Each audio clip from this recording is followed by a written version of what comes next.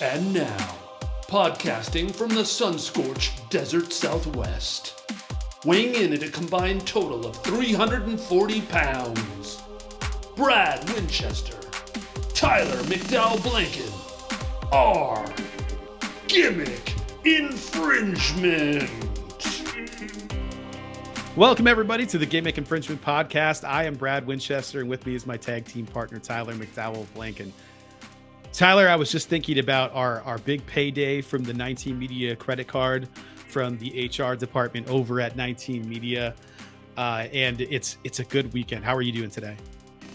Brad, I'm doing so well. The big payday from what the news you just laid on me before we hit record. I think that the payday will not cover our flight to Los Angeles for WrestleMania next year, but maybe gonna just miss it.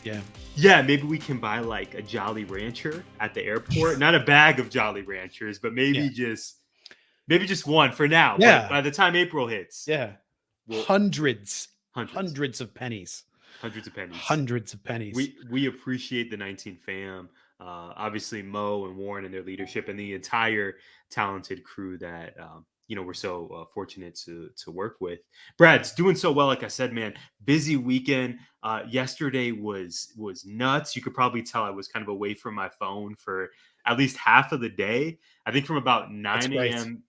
Thank you. Yeah, it's healthy. From 9 a.m. to 4 p.m., I was hanging out with the one and only Gail Thorbertson, former co-teacher at Marana High School, and of course, not only a great supporter of, but a former guest of GI. So I saw her grandsons play hockey. We were at AZ Ice in Gilbert. Yes. Very cool. And Brad, I think you know much more about hockey than I do. I told Gail, this was my second hockey game ever. The first one was a Phoenix Coyotes game back when they were the Phoenix Coyotes. I was in, maybe that was a while ago. Yeah. Maybe second or third grade. I still have the toy gimmick hockey stick to prove it. But it was great being around hockey. I felt like a total novice. I was asking her and her daughter-in-law questions about the game and about getting blue line confused. Yeah, hockey logistics. So icing, line changes. Her two grandsons are super young. One is 6 and one is 8. So the younger one, it wasn't a very competitive game. It was more just we're here for the fun of it. Sure. The 8-year-old, it was a little more competitive, but her grandsons got game, man. I was super impressed. I met Gail's family for the first time. One of our other coworkers, Taylor Gillis, stopped by. She was in town visiting her mother. So it was a really joyous occasion. It was a great Saturday. And then this is the final weekend of my second summer class at ASU. So busy weekend, a great weekend, lots of blessings to be grateful for.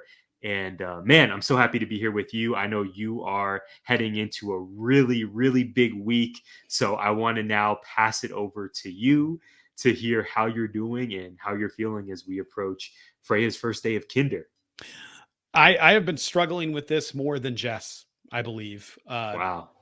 Definitely. I mean, Freya has come to school with me. There's a preschool and a daycare on our campus. So she's been there with me for her literal entire life. And not having her to take home. Jess dropped her off almost every day the second semester last year. And I brought her home almost every day second semester last year, except during musical season where things got kind of crazy. Not having that, we were driving somewhere last weekend and Freya asked to put Blippi on. Blippi music is a nightmare, but she wanted to listen to Blippi. It's this, Tyler probably has no idea. I was going to say, I don't know if my face is showing you this. Yeah. We're not only on audio, we're a video show. Yeah. Blippi, no, not familiar. I'm all ears. Please don't be. Although I think I did send you a link to a song where I said, I really want the tractor song superimposed over the Brock Lesnar tipping up the SummerSlam ring. Okay, that was Blippi. And she wanted to listen to it because I brought up the tractor song would be funny over the Brock Lesnar thing. And then she said, I want to hear it right now. And I started playing it and I got like teary thinking like, this isn't going to happen.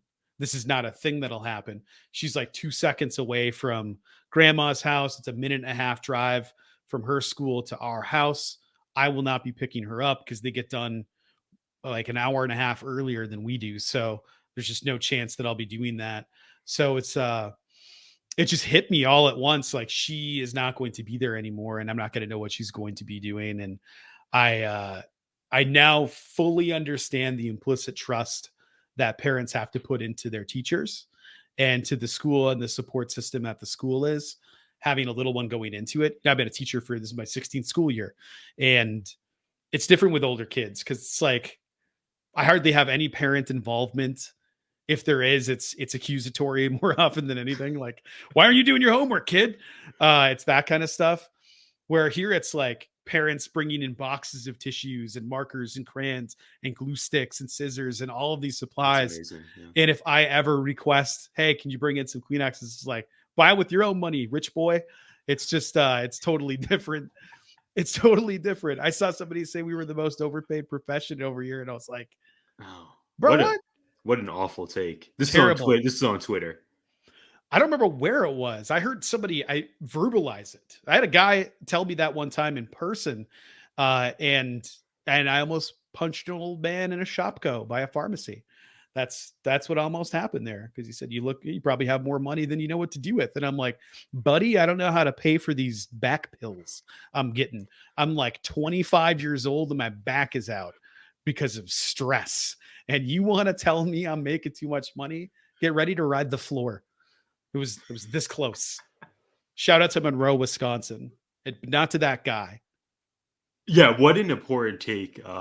Yeah, and Brad, you and I, before we went on air, you were actually kind enough to catch me up on the last week of your meetings and all. An hour and a half ago, we started that. Yeah. An hour and a half ago, yeah, you were giving me all the insight of what the school year is going to look like, the vision for the school, et cetera. And yeah, man, I think if there are people out there who have that perspective, that really abhorrent perspective, I don't think they quite understand, without getting on our high horses. I don't think they quite understand the full scope of the job. And now in 2022 in the United States, like you're saying, it's more than just, is my kid learning? Are they passing? It's, does my kid feel safe at the school? Does my kid feel safe in your classroom? Which is a whole larger societal conversation about that should not even be a question. Of course, students and families should feel safe going to school every day. But man, I'm so excited for you. I know Freya is now a Bobcat, and man, I just, like you said, it's got to be an emotional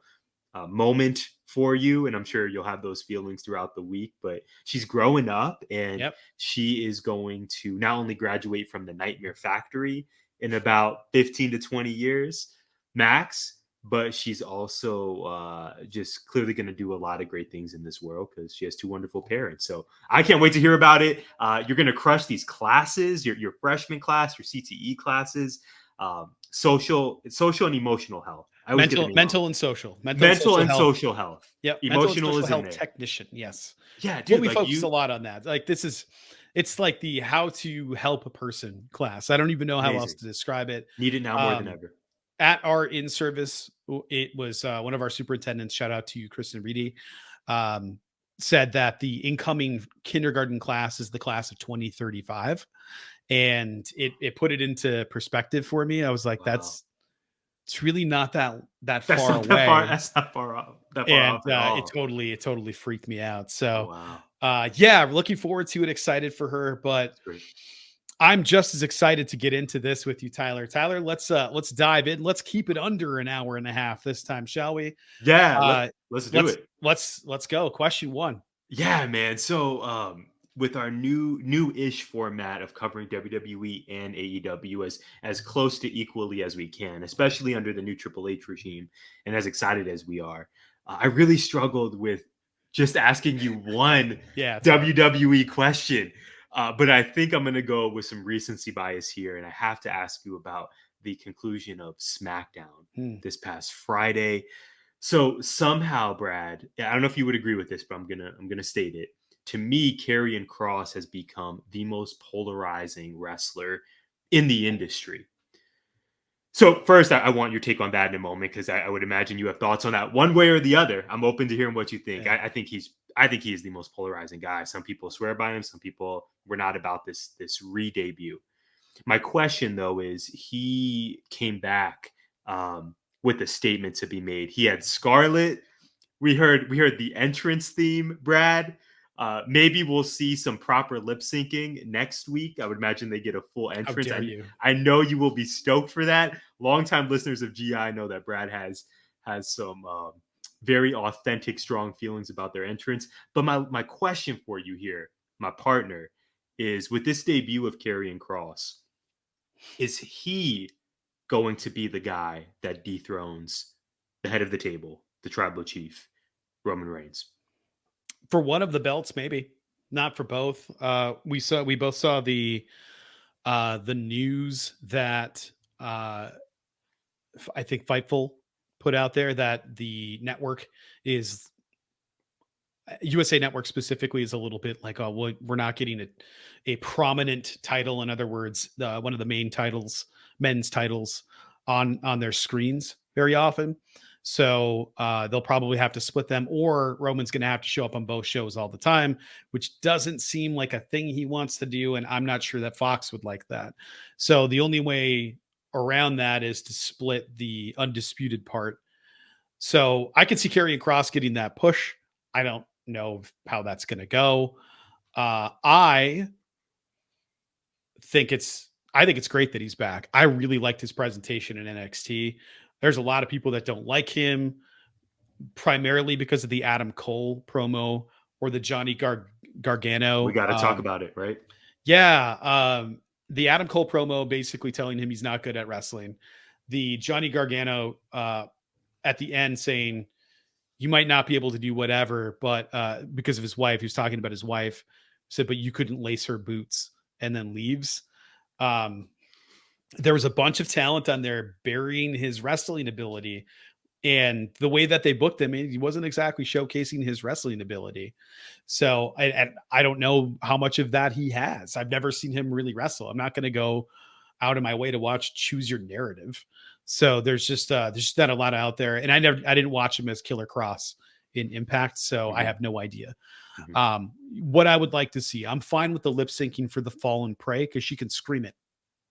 She can yell it at the audience, right? Like she could do Fall and Pray.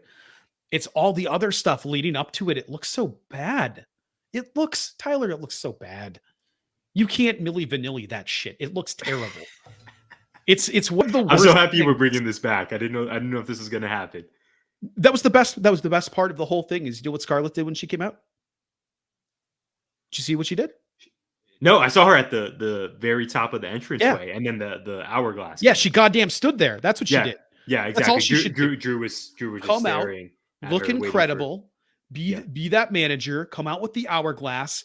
Don't say anything until it's quiet. Don't do the lip syncing. Look menacing, like I am the bringer of death, and then death comes behind you, and it's Karrion Kross. That's what I want to see. I don't need to see you lip syncing. Get that trash off my screen. Right.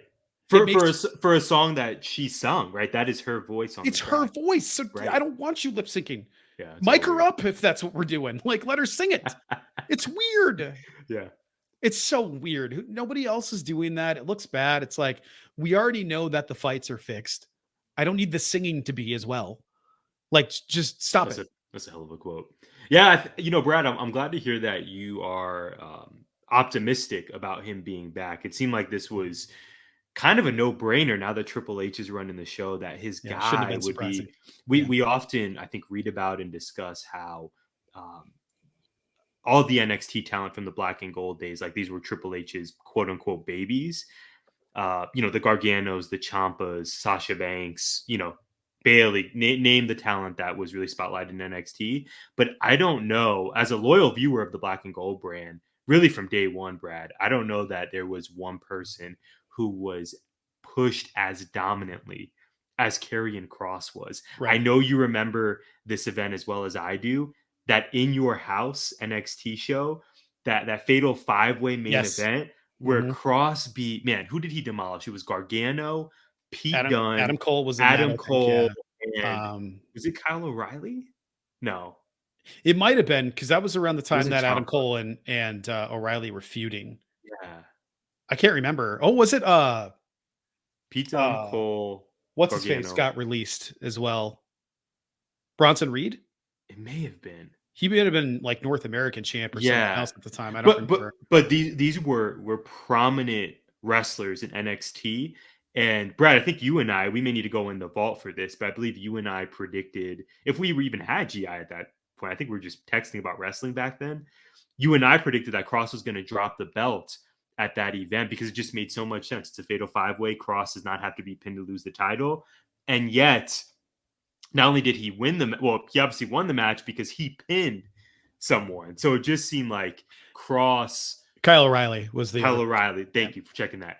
It just seemed like Triple H has a really strong belief in and love for Karrion Kross. So you mentioned that FIFO report. Great call on that Raw wants a main champion. If Kross is going to be our Raw champion, that's a big deal that we got this debut, Brad. But it sounds like you're not out on Kross potentially becoming the guy on Monday nights. You're willing to give it a shot.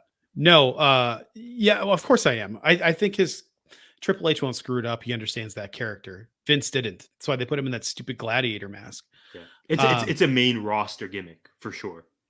100%. Yeah, 100%.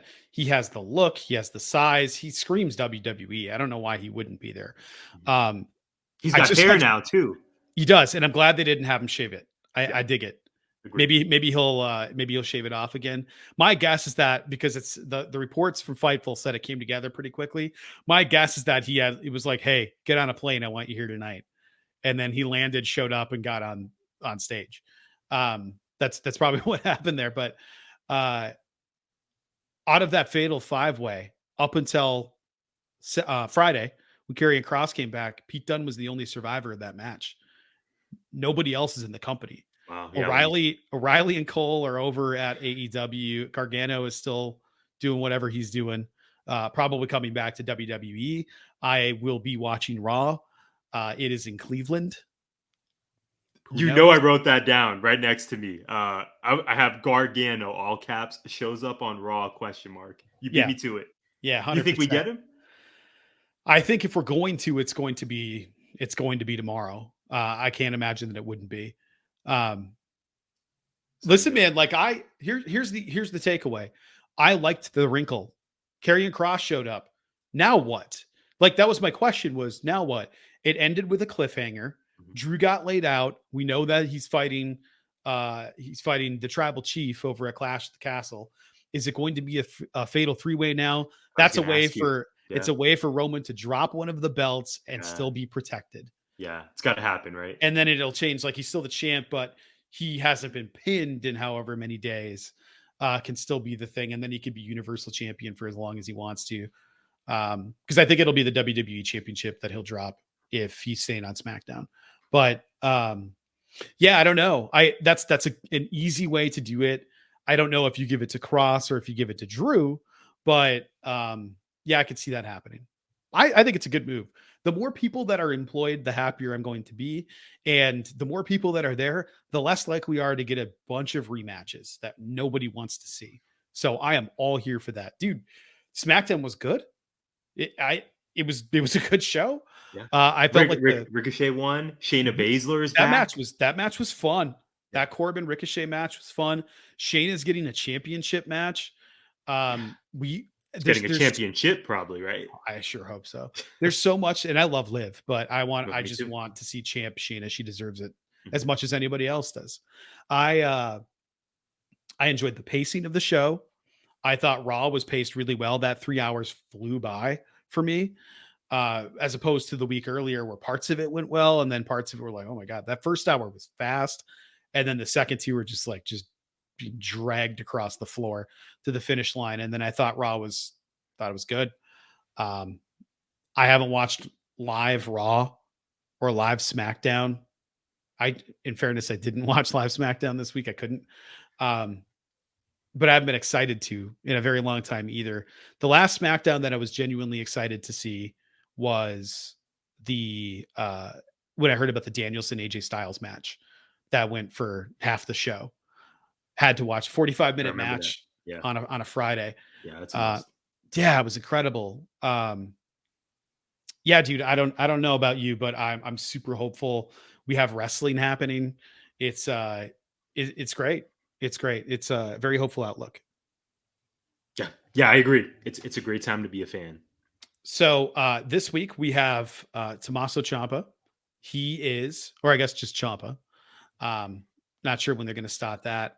And we have T-Bar probably being rebranded, by the way. Hopefully being Please. unbranded and just giving it back to Dominic. Anyway, that's an aside. The Ciampa thing is the most important part. He is fighting the United States champion, Bobby Lashley. They made that belt important in one night. One night. Show a legacy video. Have him talk about how much it means to him and how he's going to bring it back to prominence.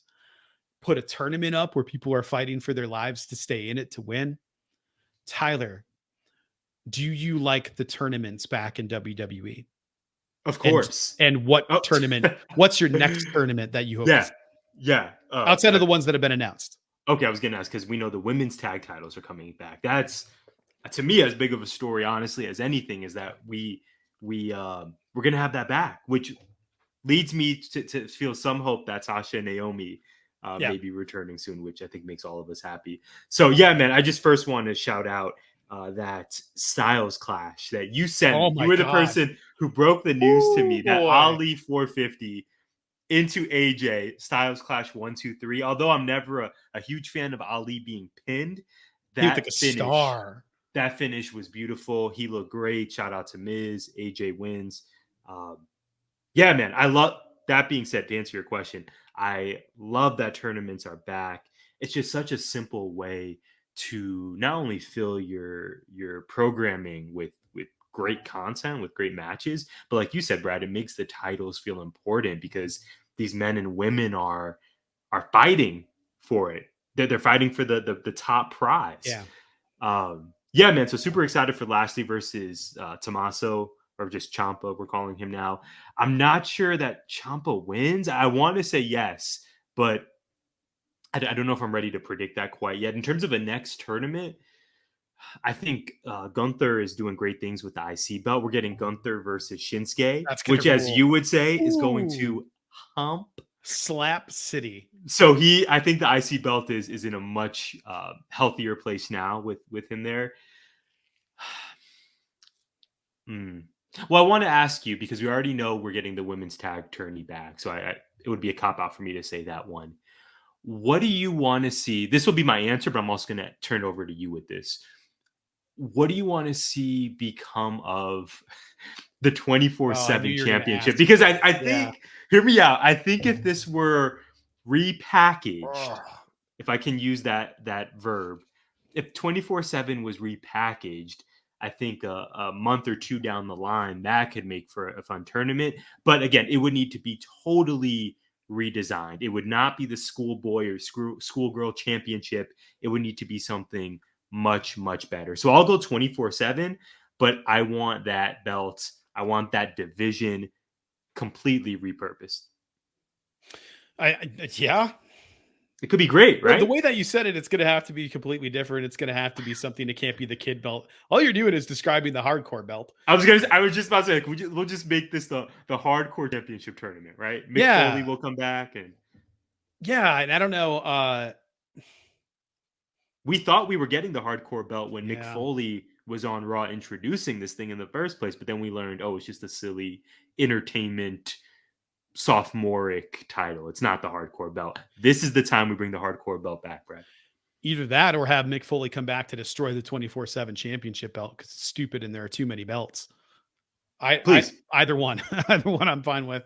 I want to see, I would like to see a men's tag tournament, because right now it's sort of like New Day is fighting the Viking. They've been fighting the Viking Raiders for 25 years now. Street Profits and the Usos have had 45 matches in a row. Like, what do you have next? Viking Raiders against Usos for 17? Because there's really not much left after that. It's going to end up being New Day versus Street Profits and Viking Raiders versus Usos.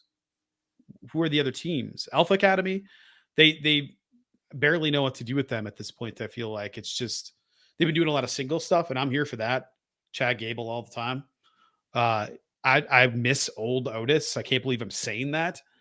But I would rather have Otis back than this shaved ham Otis.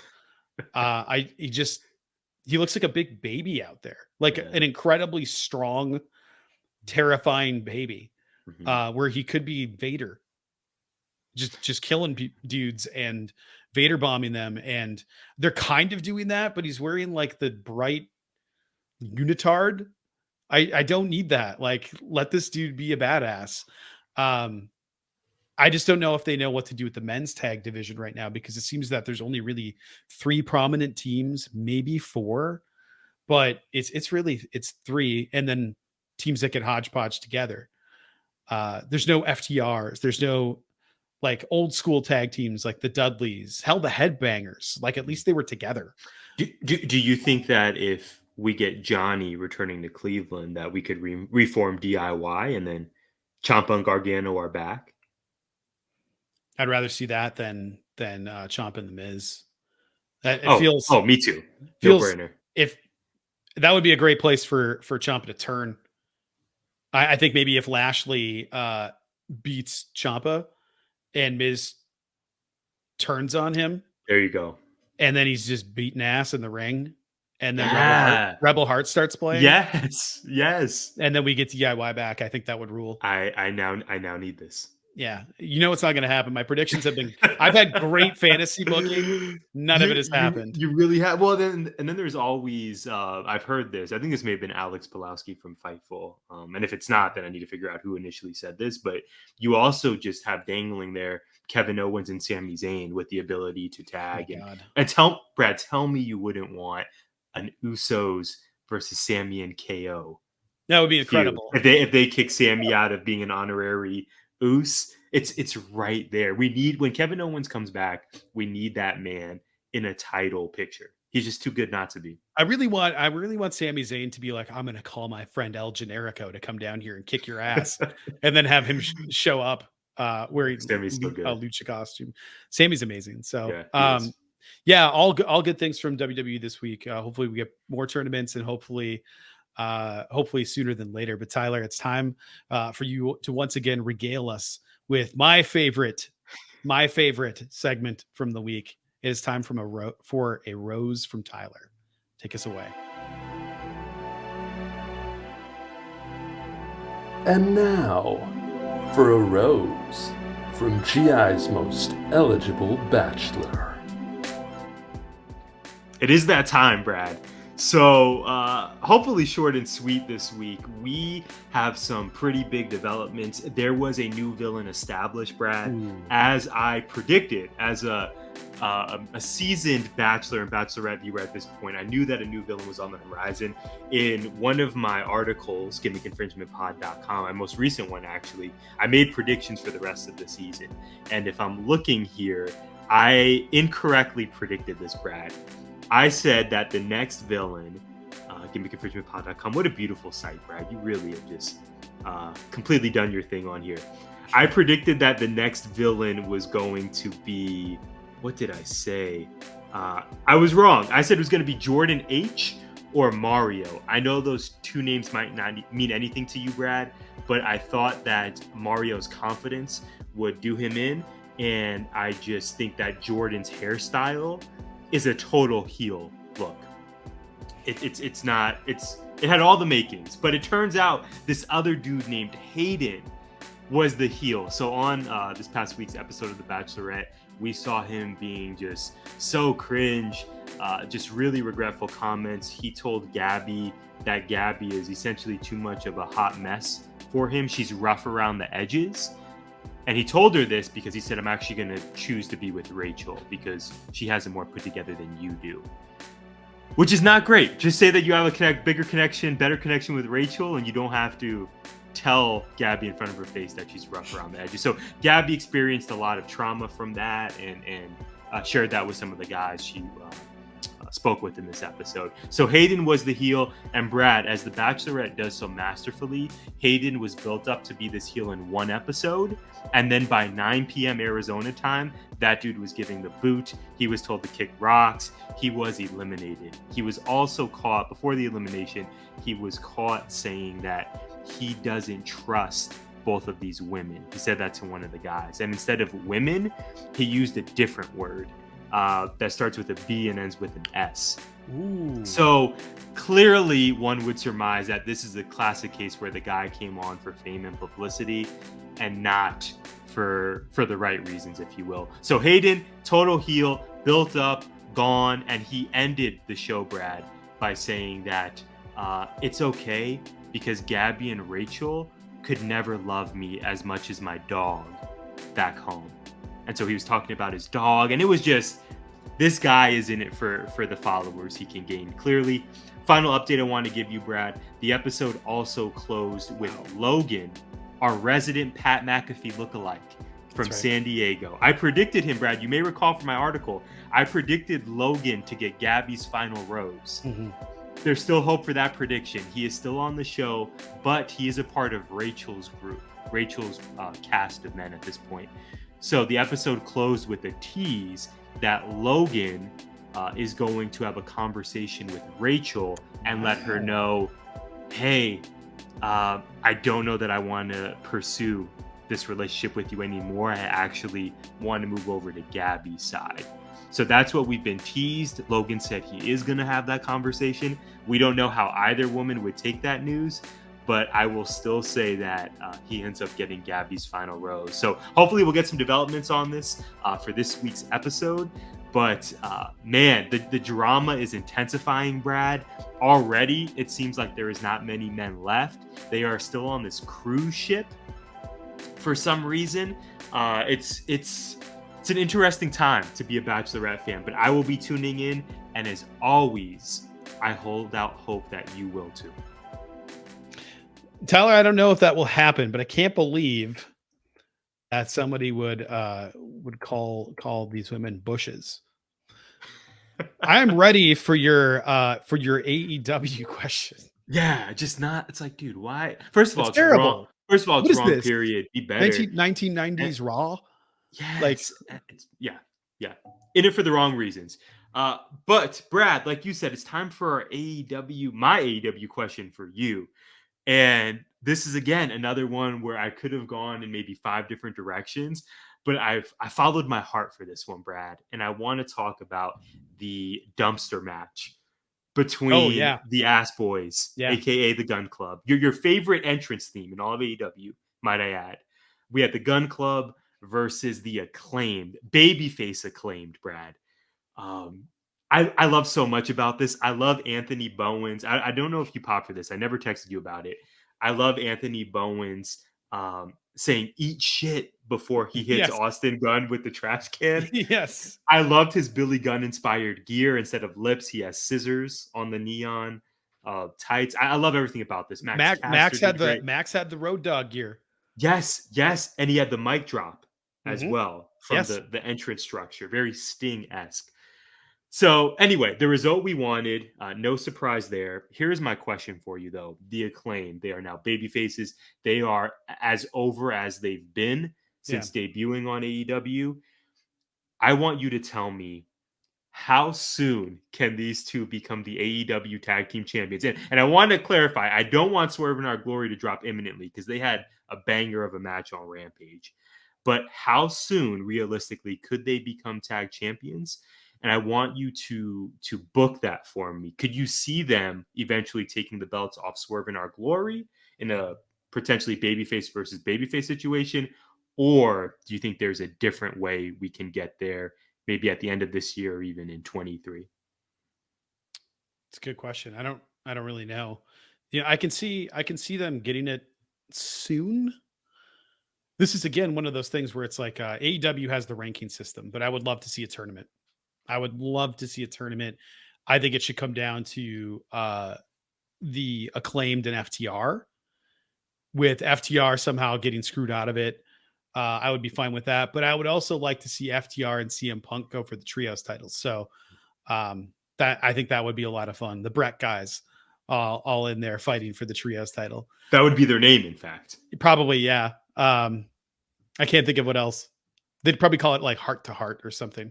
Do you think we're getting, I know I always sandwich in more than one question. Do you think we're getting FTR versus Swerve and Our Glory at All Out? I kind of needs to happen. They've been teasing this top ranked team thing forever. You know, we're going to get the elite versus whatever the undisputed era is at some point with probably Hangman Adam Page and the Bucks. I would Are we expect sure?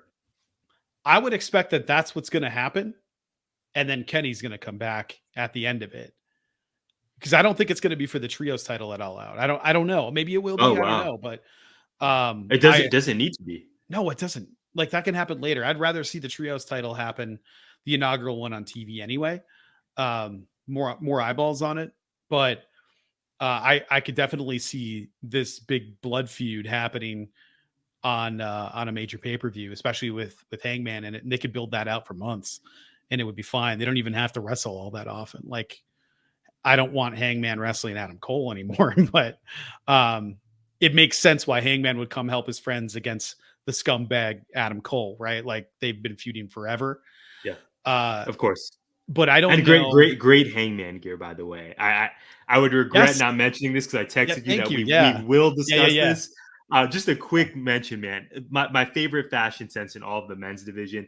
This man came out in the tank top, some great white boots, yes, and butterfly jeans, Brad, and look like the absolute badass that he is. I miss Hangman as champion. So do I. I don't know if it's controversial to say that, but I miss his title reign. I like John. John Moxley is a great fighting champion, but you get very, very, very different matches from John Moxley. You get matches that are like, they're well wrestled and they make sense and all of that stuff, but you're getting like people going through tables and lots of stuff that Hangman didn't really use all that unless it was, if you're going to have Lance Archer wrestle in AEW, it's going to be a Texas death match. It just is.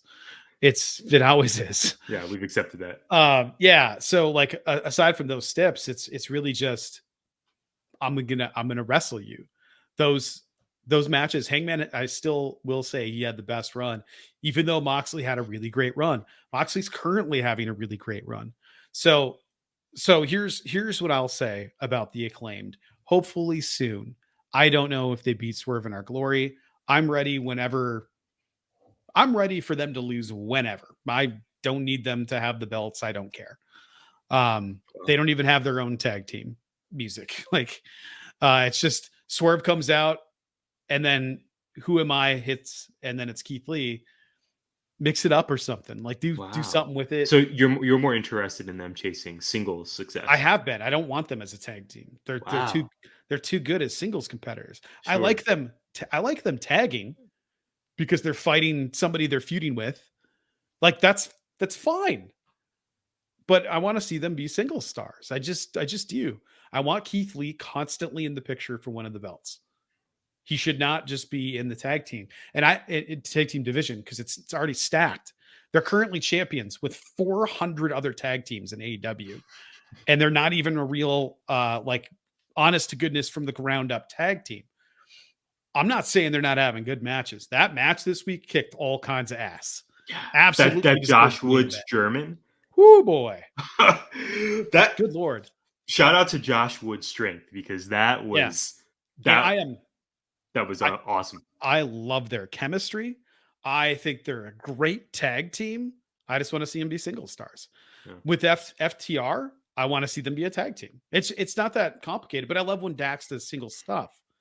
Dax isn't necessarily competing for titles. They have him do it, but it's like, oh, by the way, he's ranked, so we'll have him compete. Where Keith Lee should be competing for titles. Swerve should be Swerve in the TNT picture should be happening. Keith in the championship picture should be happening. Right now they're doing tag team things. And we saw what happened to them as being individual wrestlers in the eliminator tournament. So I don't know, man. They've planted seeds left and right and backtracked and retconned, and it's all very confusing. But they broke up Jungle Boy and Luchasaurus, only to have them not. Yeah, which I'm still not convinced that Luchasaurus has turned back to the good side. 100% he's going to turn on Jungle Boy again. I think he's going to turn on him at All Out, and I think Christian probably wins it All Out. Yeah, otherwise, why still the mask? Why still the music? Why wouldn't he go Thank you. Yeah, I think either he turns before All Out or he at the event. That's how Christian ends up winning, and then Jungle Boy gets his revenge at, maybe a big Dynamite coming up. Yeah, and I'm glad we see that similarly. To me, it seems obvious that Luchasaurus is not. So we shouldn't cheer him just yet. No. And I'm fine with that. I like to see him being just a giant monster anyway, literal monster out there. Tyler, this isn't my question. We'll get to that in a second, but I know I texted you about this, but the beatdowns, the heel beatdowns in AEW, this is where it's like the question format breaks down for me because there's so much stuff I wanted to talk about. It's impossible to go one each. We had 3 shows this week on TV. Yeah, we did. We don't even have room for Claudio and Takeshita. No, and we're probably not even going to talk about the women's tag on Dynamite. Thunderstorm versus Thunder the Rosa. Enterprises. Thunder Rosa seemingly having a vendetta against Jamie Hayter's head. Twice this week. The stomp into the mat to break up the pin, which I believe broke all of her face off. And then getting just kicked in the face, just kicked directly in the head, where she had follow through the whole way through the ropes. Yeah, it was just, oh my God. It was, they were great laying wrestling. it in. A shout out to Britt Baker's sell of Tony Storm's DDT off of the steps. Good God, she was straight up in the air. Shout out to Tony Storm's hip attack.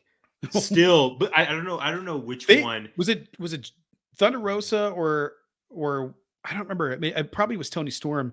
There was like 5 successive hip attacks. Yeah, that's right. Good God. Was it Jamie Hayter hitting Tony Storm? I don't remember who it was. Or Thunder Rosa, because I just remember a head rattling back and forth over and over again. And I was like, oh God. I don't remember who it was. I don't remember either, but between Tony Storm's hip attack, the Rikishi-esque move, and the Darby Allin missile, like between those two, man, just pick one for me. That's my favorite non-finisher in wrestling. It looks so good every time. Yeah. And I don't know how instant death doesn't occur. It's just, that match was so good, Brad. Point being, there was so much wrestling in AEW this week, so much good happening that, it's the format we've set ourselves up for is a little tricky at times to navigate. I agree. Well, we'll have a little bit more time in a little bit, but first let's get to the state of 19 media.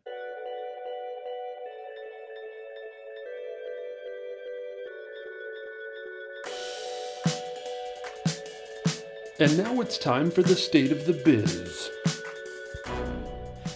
The Late Night Lake Show dropped a fresh episode. Check out Ricky and the crew as they welcome Trevor Lane of Lakers Nation to discuss the latest chatter around the Los Angeles Lakers, including potential Russell Westbrook suitors. I always struggle rolling into that. Russell Westbrook suitors and whether the franchise should trade for Kyrie Irving or complete a deal with the Pacers. It just feels very familiar somehow. Yeah, I always struggle with, sometimes I'll say Russell Wilson instead of Westbrook. That's where it is too. Yeah, and then, totally different sport. Rolling with 19, though, Hip Hop Hidden Gems is back. Willie and Mo passed the proverbial baton to our good friend and fellow 19 member, Desmond Powell, on their most recent episode. Check out the episode to hear Desmond's breakdown of an infamous Wu-Tang Clan verse. Shout out to you for putting this together. I can't wait to drop this line and hear how authentic it sounds. The Baseline NBA podcast is still running these content streets. Co-hosts Warren and Cal, otherwise known as Call, delivered a unique concept on their latest episode. Who you got? Tap in as they choose which duo they're taking. Karl Anthony Towns and Anthony Edwards, or Brandon Ingram and Zion Williamson. It feels very, when I do that, it feels very mid-2000s Vince McMahon of me.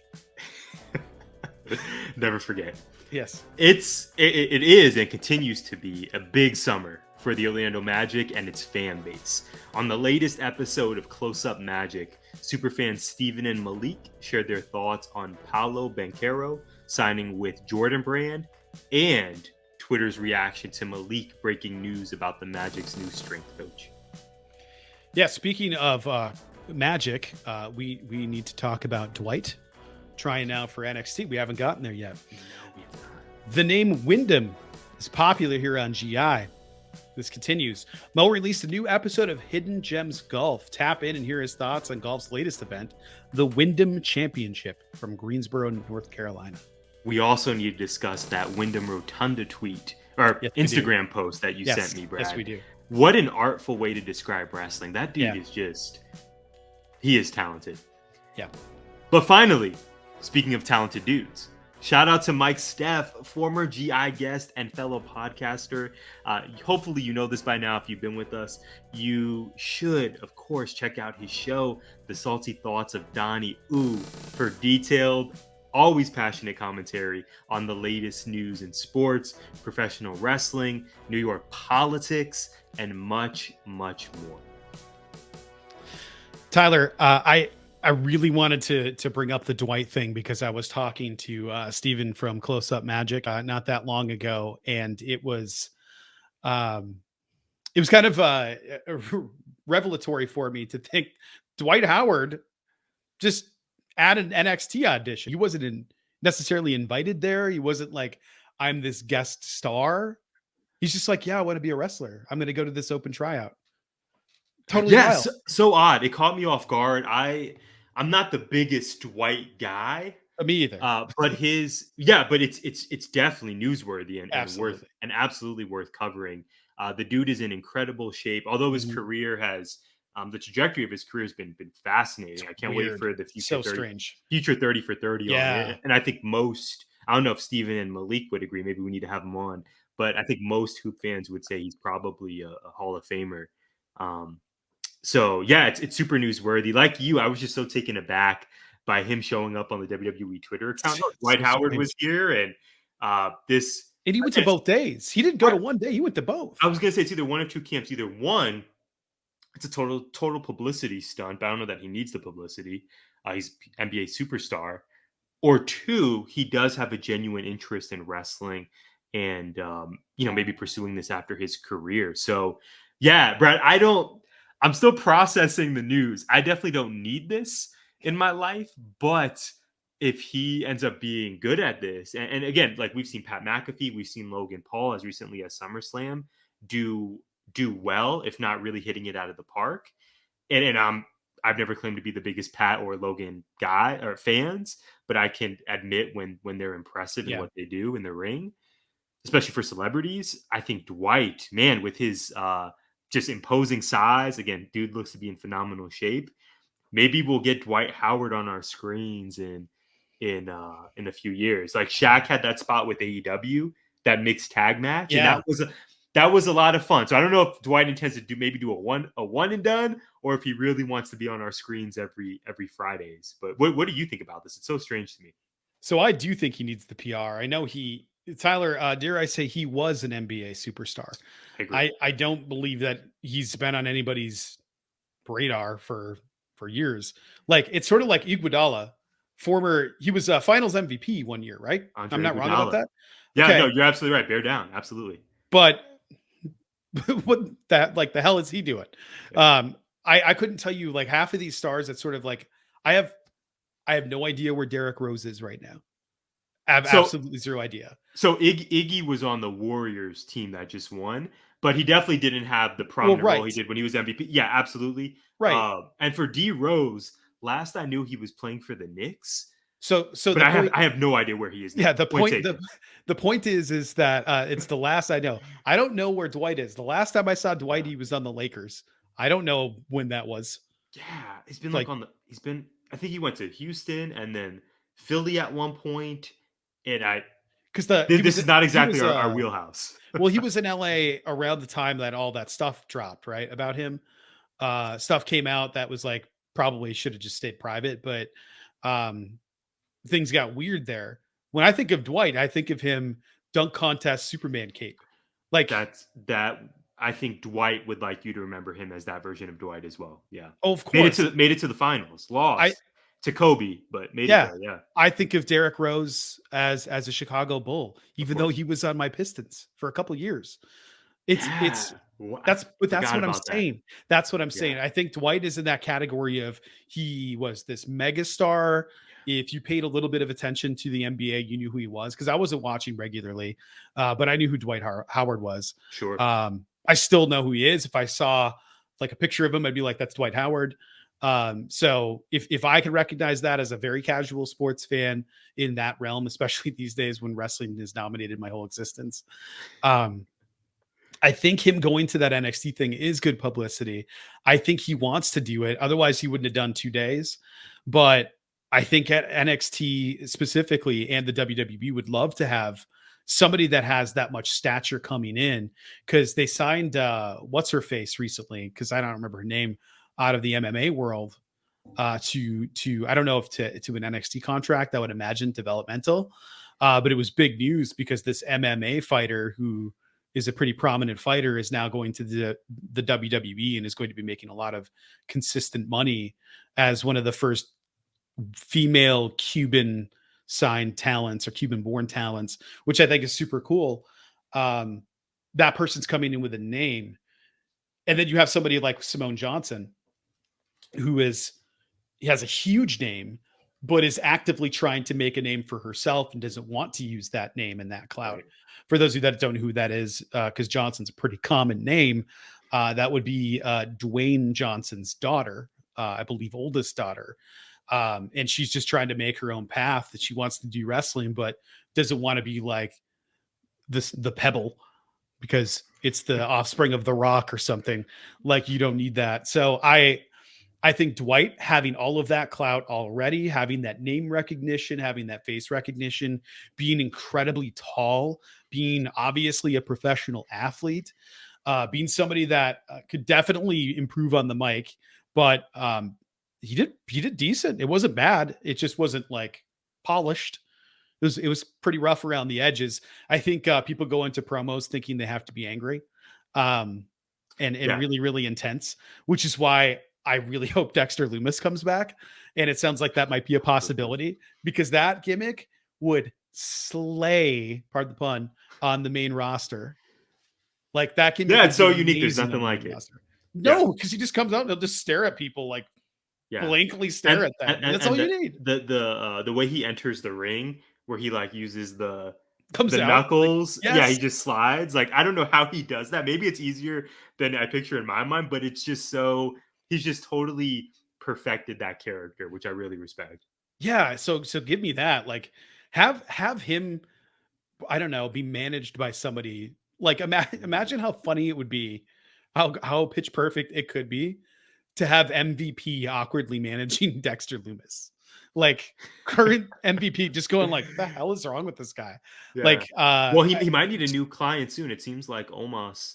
It was, I think, Omos versus Ezekiel on main event this week. Yeah, those were two prominently pushed guys as of a month ago, and we know when you get saddled to main event, that's typically a sign that that's going to be your show for the foreseeable future, for better or worse. Put Omos down in NXT and have him be an attraction down there to learn a little bit more, get some reps. And then have him come out to be a monster every once in a while. We don't. Really I thought he did well when we saw him in Tucson for what he is supposed to be. Yes, an attraction, infinitely better. Remember that there was that first time we saw him wrestle where he just had no idea how to sell. Right. Oh, that was so ugly. It was one of the worst things I've ever seen. He looked good to me when we saw him. I thought he looked great for what he was asked to do with an incredible dance partner that was also relegated to house shows. That was the first time I saw him. Yeah, he was fighting Cedric, and as the reason we got here, as you mentioned, he's managed by MVP, who is universally recognized as one of the best mouthpieces in the game. So there's that. He was definitely he was lifted up, I would say, by the dance partners around him when we saw him in Tucson. My hope is that this week, if we don't get the beatdown from Miz on Ciampa and the Gargano coming out, I hope we get Lashley get beat down by Ciampa and Miz using weapons or something, and then the Hurt Business comes out to save them, and then we reunite the Hurt Business. Give me that all day long. Babyface Hurt Business. Let's heckin' go. I am going to be disappointed if this doesn't happen now. Okay, so one of those two things could happen, Tyler. Needs to happen. Both of them can't happen. So if any of them happen, but that's my Booker brain. But what a time that we can like just share these ideas with each other for WWE and be excited and be excited that this could happen. Yeah. It's not just total fantasy booking city. There are these breadcrumbs and just our, I think, informed opinions that no, like the Hurt Business, it was clear that there was still more gas left in the tank there. Yeah. Johnny Gargano, Triple H is a huge believer in him. He was the guy in NXT, so all signs would point to, like I think even AEW diehards, Brad, would say no. Him going to WWE makes a lot of sense if instead of him being the fourth man in the Best Friends. Yeah, man, I'm so hopeful. But I'm on my AEW question. Yes, I was gonna say Best Friends. Speaking of AEW, right? Yeah. Okay, man. We're not making an hour. We had Battle of the Belts 3, and we had a live Rampage. Battle of the Belts 3 was taped. Rampage was not. It was live. Battle of the Belts was taped before Rampage. So when we got Takeshita coming out to the ring, we had him coming out with big red marks on his chest because Claudio chopped the ever living shit out of him in that match and had him in insane headlocks. And what a great technical wrestling match. Just incredible. That match ruled. That match was so good. And his match with Nemeth was really good too. So yeah, he looked like an absolute, he looked like the star he is in that Nemeth match. I think a lot of times you see some wrestling talent come over from Japan, and people can be surprised by it because we have these preconceived notions of what a Japanese wrestler looks like. Sure. In other words, people get stereotypical and think small, short person. Right. And Takeshita's not that. That dude is 6'2" and like 250 pounds. He is an enormous human being, and he floats around that ring like a feather. Claudio spurred out of the chutes at 100 miles an hour in that match, and Takeshita kept up with him. Incredible stuff. So here's the point. Battle of the Belts was completely taped. It was all taped beforehand. How do you feel about taped AEW shows? And do you have a preference in the order in which they're taped? In other words, should Battle of the Belts 3 had gone on after? And now I will add this. I was thinking about that. Like, well, how else would you do it? You get a hotter crowd at the start of the show than toward the end when people are leaving because it's late, that kind of thing. But it was only 2 hours. Hour Battle of the Belts, hour Rampage. So what are your thoughts about taped versus live shows? And specifically about Battle of the Belts, do you ever want to see another taped Battle of the Belts? Yeah, to me, that's a great question. To me, Battle of the Belts should have been, I would have preferred that it had been live in this case. When I hear Battle of the Belts, when I see the promotion for it, even if I know that a title isn't likely to change, I know we haven't seen many title changes, if any at all, during these 3 Battle of the Belt specials. Yeah. Brad, it's a Saturday fight night. It's promoted as a relatively big deal with some really intriguing matchups. There's just a level of, I think, excitement that comes with the live show. And these live rampages that AEW delivers has completely delivered for us. There's just an air of excitement and unpredictability, and they've just always been so good. So in this case, yeah, Battle of the Belts being live would have certainly made more sense to me. I didn't feel as though the crowd was not hot though for Battle of the Belts. No, I thought they were definitely up for the main event with Takeshita and Claudio. Well, that's what I meant. And Hater. Yeah. They went on first, so they were hotter. Exactly. Yeah. Thank you. Exactly. Yeah. Well said. So yeah, that you could definitely argue that. Well, like you said, if they go on first, hot crowd, that translates well to the Saturday night, big night feel. So I hear that, but when these rampages have been promoted as being live, it just, I don't know about you, Brad, but it makes you want to tune in live 100%. To see it, even if it's on that death slot of 10 p.m. My time here, and that's on a Friday night, Brad. That becomes increasingly difficult to stay up for, I must admit. I'm much more inclined to do so if I know it's live. So this is tricky. I don't know that you can go wrong either way, but I'd rather have a live Battle of the Belts than I would a Rampage. I didn't even consider that. Yeah. If you're going to flip flop the two, yes, that's what I would want. I was actually really disappointed by the end of Rampage. Not because the main event was bad, even though the angle at the end was what it was. Not kind of non-existent. It was just sort of it's done. That's fine. I don't mind that. But every live Rampage, we've had some sort of big surprise. Yeah. Or which makes my decision tough because exactly like you said, it's always delivered. And we've spoken about how Rampage has felt a bit stale at times. Oh, the last couple of weeks have been brutal. I feel like maybe I'm a hypocrite. Tony's been listening and went, yeah, we got to get a live one in there. And it's been good. I've been watching live when I can because I can stream because you're on that YouTube TV stuff that apparently doesn't allow you to actually watch anything on time. It's a nightmare. It's disappointing. And I'm over here paying out the ass for cable. So who am I to judge? It's too expensive. But I guess I saw the numbers came in last week for Rampage. It was like 350,000 or 330,000 people watched. Like hardly anybody was watching that shit. Yeah, I saw it's because the card was real bad and not terrible, but it was like just nothing appointment worthy. And it was taped. And then this week it was like 450,000 so far from Fast Nationals. So I don't know what their streaming looks like and everything, but obviously live Rampages make a huge difference.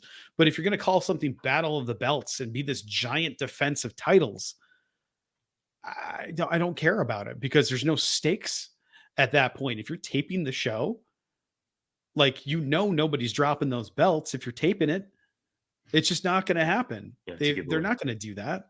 So I didn't need to see it. I'm glad I did because on the other hand, we got an incredible match. We got Claudio versus Takeshita. That match ruled. We got Thunder Rosa versus Jamie Hayter. That match also ruled. I can't even. Wardlow versus Jay Lethal happened.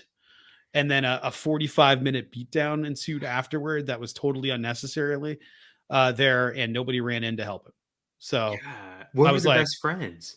And does this setup Singh, Satnam effing Singh versus Wardlow at All Out? The person that should have come out to the defense should have been Danhausen. And Danhausen should have threatened him, and then it should have been Danhausen versus Singh on the following Rampage. Like next week's Rampage should have been Satnam Singh versus Donovan Danhausen, or just Danhausen. I'd be tuning for that. Oh my god, it would be a 3-second match, but it would be glorious.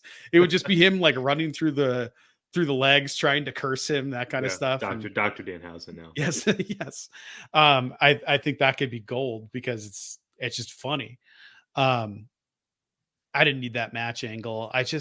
Battle of the Belts, man. You can't call it Battle of the Belts. It be Battle of the Belts and be taped. Yeah. I agree with you. There's something to be said for that name and the presentation of this event. It's a Saturday fight night. Like, something to be said for having that live, Brad. Even if that means our Rampage is not. Imagine we have All Out coming out. In what, not even a month now? No, except first weekend in September. Yeah, that's crazy to me. Yeah, so we have All Out coming out. Yeah, I'm gonna have to save some money. We have All Out coming up here, $50 pay-per-view. Yeah. Imagine if it was taped.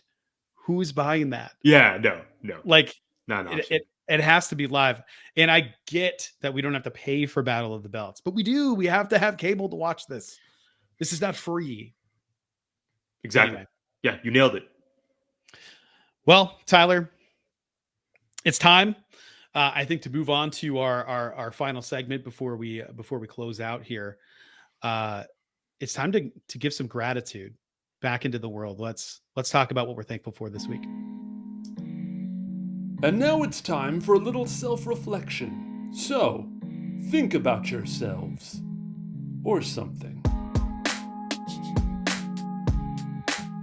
Brad, Tyler, I was going to say, I'm going to pass it to you. Oh, yeah. Well, I'm so excited to share my gratitude. This is maybe not my most profound moment of gratitude, but it is genuine gratitude that I must share regardless. And it's wrestling focused. AEW Fight Forever. Yeah. Brad, we have the cover art now. Jade is on the cover where it's CM Punk. CM Punk's the most prominent on there, but it's Kenny Omega, Jon Moxley, Britt Baker. I feel like I'm forgetting one other name, and Jade. Can't remember who the other person is. Yeah, I'm gonna look it up. I know it's Britt and Jade. I got you. Go ahead. Yeah. Omega, Mox, Britt. Oh, Jericho. Jericho's the other one. Oh yeah, it has to be. How could I forget the Wizard? Maybe Brad. Maybe our next AEW champion. Are we sure it's a given that Mox wins? It's a guarantee. And then I'll get back to my gratitude. Quake at the Lake. Stacked card, by the way, Brad. I will be tuning in this Wednesday. Has Jericho ever fought CM Punk? I'm sure he has at some point. It doesn't come to mind. But I don't think he's fought Jon Moxley or Dean Ambrose. They might have been champs around the same time. Yeah. I don't know. Yeah, I'm excited for Quake. I think there's a chance Jericho wins. I'm not predicting him, but wouldn't hate it. I'm just saying. I wouldn't hate it because if Punk's going to come back as a big baby face. Yeah. And then you get Claudio and Danielson and Moxley in the trios tournament. Yuta feels left out, maybe leaves. I don't know. And Eddie Kingston is just sitting there waiting for a title match with Jericho or Punk. Like that's all that I want. I need an Eddie Kingston. It doesn't need to be a year-long reign, but I need Brad. Yeah, he's got a week. Imagine the pop anywhere in these United States if Eddie Kingston wins the championship. It would be amazing. Amazing. Back to my gratitude. AEW Fight Forever, Brad. The cover art's released. We have a date. It looks like maybe around winter time. Yeah, it said December 31st. I thought it said. Yeah. Thank you, Santa. This is happening, Brad. You and I have spoken about it. We've spoken about it with our friends. Of course, the internet wrestling community has been all over this. But now with the cover art, with the availability to pre-order on Best Buy, on Amazon, if you're still in the GameStop, I hope GameStop has it available for pre-order at this time. Yeah, Brad, I'm super stoked. More images, more video of gameplay is coming out. And this looks like an absolute blast to play. I think I'm going to pre-order it at some point, Brad, when I have the money to do so. Trying to be smart about my money. I know you and I talk often about the importance of saving and not just spending all of our money on wrestling pay-per-views and wrestling tees, although it is tempting. We got to save our savings for that trampoline park, yes. By the way. I didn't forget about that. Got to put aside some coin for it. Yeah. Brad, I'm just super grateful that we got this announcement. I have an Xbox, I have games, but I play super infrequently. So this is a game that I am pick up and play. That I'm so eager to play, and it's a big moment I think for AEW. So I can't wait for that.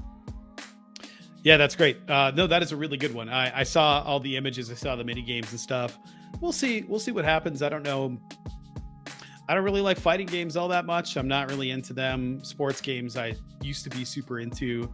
I used to be like I have to get Madden guy.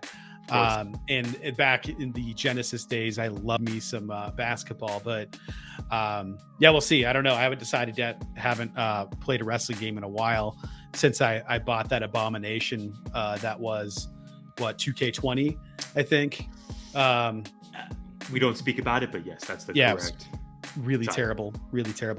I'll be brief for the sake of the music that's playing under this right now.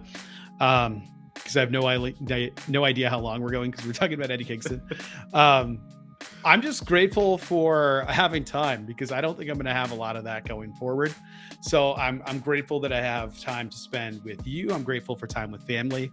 I'm just grateful for time. And now that the school year is starting, I have to be grateful for whatever I can get because there's probably not going to be a lot. Yeah, that's real. I know you're going to crush it though. And time or no time, man. I can't wait to hear how these next few months go for you. You're going to continue changing the lives of kids. They're going to learn a ton. And Freya, man, I can't get over Freya growing up this fast. I still remember when she was a toddler, when you were a new dad. And man, time. It's a trip. Crazy, man. Like it's 2 years ago, over 2 years ago now. Yeah, over 2 years ago now, I think, since the Fiend face mask picture of Freya. I have that. I still have that photo. Yeah. What is that? I'm actually updating the picture I have on my desk. I Oh, printed it wow. out the other day because I haven't updated it since she was like 1.5. Wow. So I'm just gonna put it in front, do the old school. I'll just put the new 8x10 in front of the old 8x10. Man, I tell you, I try to tell you often that you and Jess are just so inspiring, man. Like this life that you built with the house with Freya, it's just. I know we can get wrapped up in the daily stressors of life, um, for myriad reasons. But man, I hope sometimes you take a step back and just realize this life that you've helped build, and um, I don't know, man, you just mean a lot to a lot of people. So uh, Appreciate that. Freya's got a wonderful dad, and kindergarten week is ahead. So I love that gratitude. We got time. We got video game gratitude. I'm here for both of them. Yeah, man. Like while we were speaking, I got a class dojo message on my phone from Freya's teacher. I got Beautiful. a text message from one Stephen Davis Steve Davis. asking if I was working on slides for my freshman for tomorrow. No, I am not. Nor do I believe I will be doing so. Um, yeah, man. It's just like I'm grateful for Already. time because Yeah. things are already happening on the phone It's that's plugged in over here. last thing I'll say, it's just it really is such a contrast, right? Like the school year is just so packed, and like you said, it's not just the classes; it's the work you do with theater, the work you do being a husband, being a dad, etc. And then once the summer hits, it's like you get to decide how you want to spend your days for the most part. Am I right? Yeah, it's weird. It's like all my structure evaporates, and I go. So that first week, it's like, the hell do I do? Right. It's just lots of sleeping and collapsing and Some Assassin's trying. Creed. Oh, so much Batman in the last month. I have all these games, Tyler, that I have never played. I own a lot of games Time. digitally. Yeah. And what do?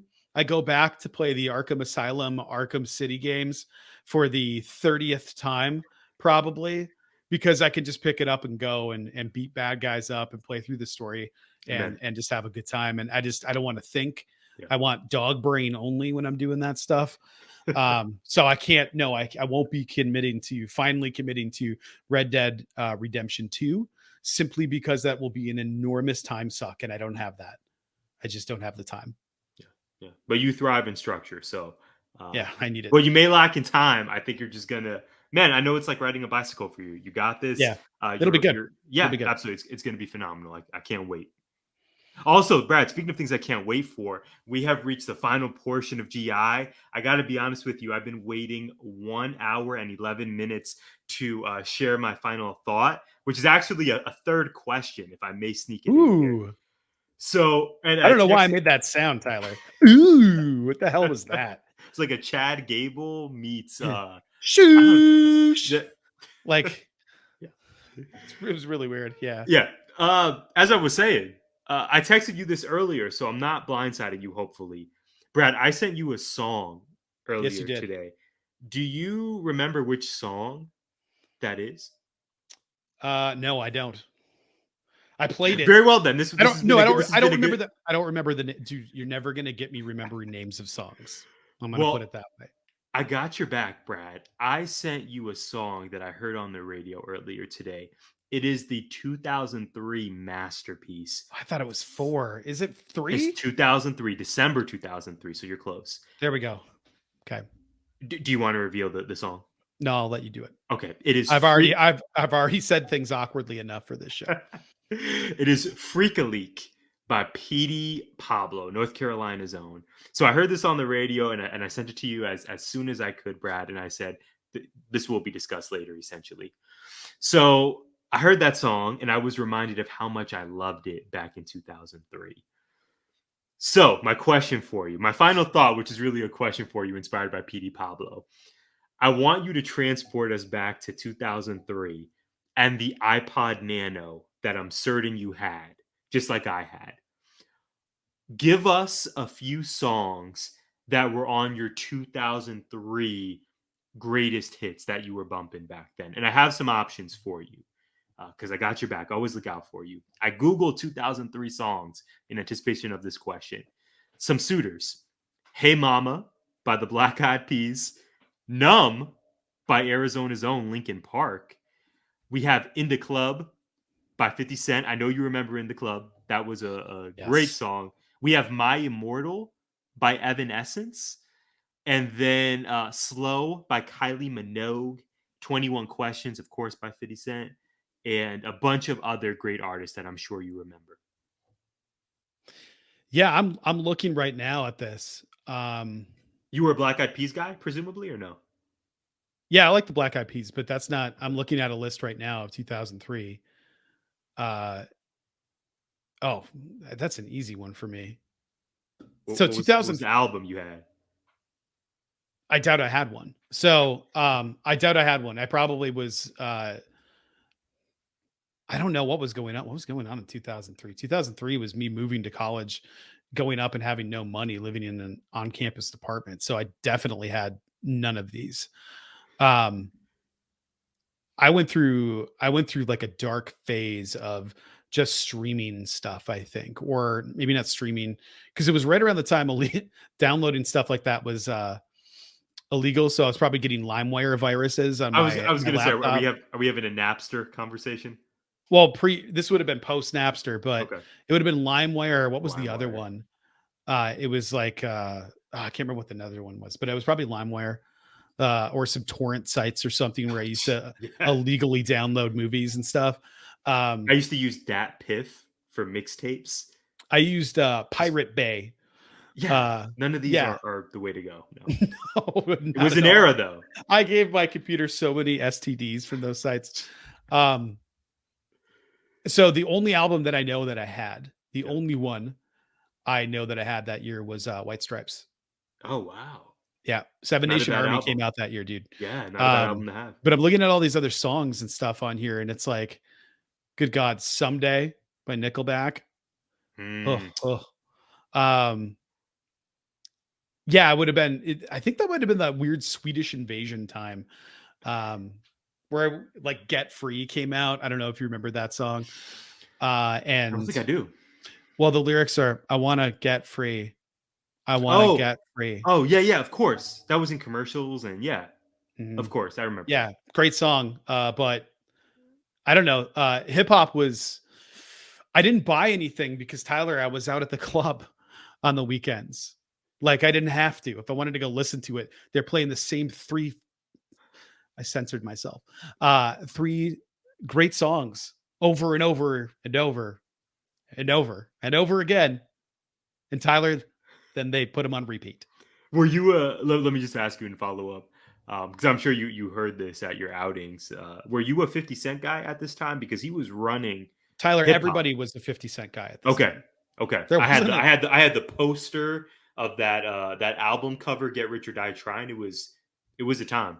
I was thinking about pulling up a map for you to look at where I was at this time. And I want you then to think about how much 50 do you believe was playing over the airwaves in the upper peninsula of Michigan? There are there A beacon of diversity. Yeah. yeah, a white light beacon sure is. So blinding, all you can see is white. Listen, man, there were like 2 rock stations, 400 country stations, and then a bunch of classic rock, mostly on AM radio, and then maybe a talk radio station. This stuff got played during like the 2-hour time, and there was like a late night remix station where Oh, they would just play okay. like That sounds good. 900 songs in a row, and it would just they changed the drum line underneath it and just let it go. Um, that was kind of cool. But if you wanted to listen to anything, you had to go to the club. And this was also like, yes, iTunes, I believe, was probably a thing at this time. But YouTube wasn't really used for listening to music, and you had to go out of your way to find it. Well, how do you find the stuff if you never hear it? So it's just a totally different time in my life. Like high school, I was totally fully immersed in that, and I was illegally downloading things on Napster. It was crazy. But I wasn't going to the music stores because they had all closed. So it's just, I am not Gen X. I'm not really a millennial. I'm in that weird in between generation, the Xennials, I believe they call them, or me, where I don't really fit in either world. I'm probably more millennial than anything, but I was born in '82, so I grew up all the way through my childhood until the end of high school, where I just didn't have a computer and the internet. I had a word processor, an automatic typewriter. I don't know if you've ever even seen one of these things. For most of my childhood, and that was like crazy good technology for the time. And then it was suddenly I had high speed internet, which was 5 megs, by the way, 5 meg service, Naturally. high speed compared to dial up. Yeah. Where if you got a phone call coming in, it would just kick you off the internet. And I was able to download a song in like 5 minutes. Incredible, absolutely incredible speeds, illegal speeds. So I know that as soon as I went up to Northern, I just stopped listening to music. It was kind of a terrible time for me because I had I know this, we're getting lost in the sauce here, but I was a music major and bailed on it. I always thought I would do something with music. And when that wasn't going to be what my path was, I just sort of pushed myself away from all of it, and just when I don't want anything to do with it, because I don't want to think about it. I don't want to be a part of it. I don't want any of that in my life because I can't do that now. So I don't want it around me to remind me of what I'm not doing. And eventually I got over it and got over myself, and then went and did music again in college. And that was cool. And then I started listening to things again, but that was not until about 2006, 2005, 2006. So yeah, really, really long answer for something not very, very long, but I'll say the same thing that I told you. I had college flashbacks as soon as I started listening to the song. I knew that song specifically from the club. Never had it, never owned it, never. I don't know if there's a video. I have no. There's a video, my dude. That's why I had no idea what the song was called, because it's like I didn't know. It was just on. That's hilarious. Wow. I was just getting hammered to that song. That's all that was happening. I was spending my very small paycheck from Walmart on booze because I was a very generous drinker. I was like, yeah, you want one too? Yeah, that's 3 mixed drinks. Old money bags over here. I got it. Like the next day, I'm like, how the hell did I spend $80 last night? It's that Walmart money, man. Oh. Walmart rich. That was enlightening. I did not lose another sponsor if I talk about Walmart. I did not expect such a rich answer, pun fully intended, from you. So thank you for that. You're so kind for saying long in such a nice way. Hopefully our listeners will also be transported back to when they first heard Freak a League. When I saw the name of the title, my first thought wasn't, oh, I don't know this song. It was, I got to listen to it or I'm going to have no idea. And then I was like, holy shit, I'm back buying test tube shots from very tight, revealing top wearing girls holding test tube shots while I was like dizzily trying to find my roommate. That's all I can remember. Dollar shots were coming around and I'm like, thanks. Go find Josh. That was basically my entire college experience. That is going to be the clip that we select to promote this week's episode. I think right there. That's going to be the teaser that gets us our listeners and our viewers. I'm so glad I asked you this one. Beautiful. The test tube shots. Tyler, what's the most embarrassing thing that ever happened to you?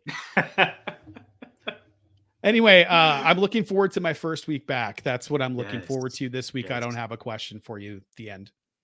I love it, man. I'm wishing you well, and I'm sure we'll get a recap from you on next week's episode. At least I hope. Yeah. Hopefully, speaking of hope, my parents aren't watching or listening. Making them proud. Brad, speaking of making others proud, I am so proud of you as we wrap up here. You are well past 1,000 followers on Twitter. Of course, we don't do it for the clout. Of course, we recognize social media is not the real world. We've spoken about this at length, but you are still at Winduster, one of the best follows out there. Appreciate that. I mean it. I am at Tyler J. McDowell with 1,000 less followers than you, but I'm still out here, and I'm still just trying to be the authentic me on there. We are at GI Pod 19 again. Gimmick Infringement Pod.com, 19mediagroup.com. You know the channels, you know the links if you've been with us. If this is your first time, if this is your 50th time, thank you so much for supporting us. We appreciate you. And we hope that you'll join us for next week's edition of Gimmick Infringement. Gimmick Infringement is a part of 19 Media Group. You can listen to us on Good Pods, our premier partners, and Apple, Spotify, iHeartRadio, or wherever you find podcasts. You can also find us on YouTube via the 19 Media Group channel. Please like, subscribe, comment, and share.